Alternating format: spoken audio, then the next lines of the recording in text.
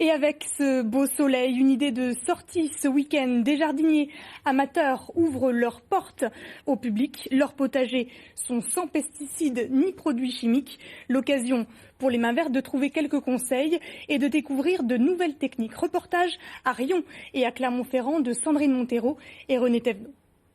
Alors ici on a une hysope. J'ai appris récemment que c'était une plante qui éloignait les limaces. Là on a un buisson de mélisse.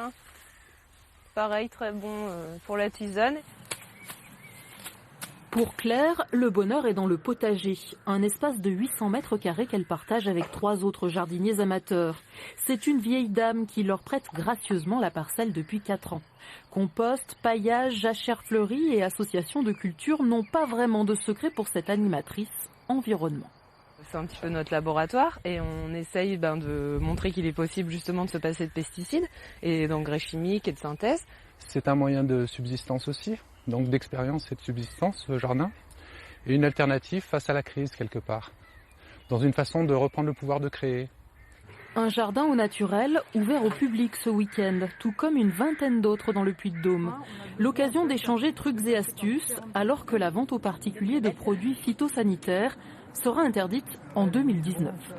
Pour avoir vraiment un changement, nous on considère que c'est important de faire partie de dynamiques collectives, pour s'engager en fait, de se sentir soutenu par d'autres, de sentir qu'on n'est pas tout seul dans son coin, mais d'avoir des exemples de pairs PAIR-S pour passer à l'action.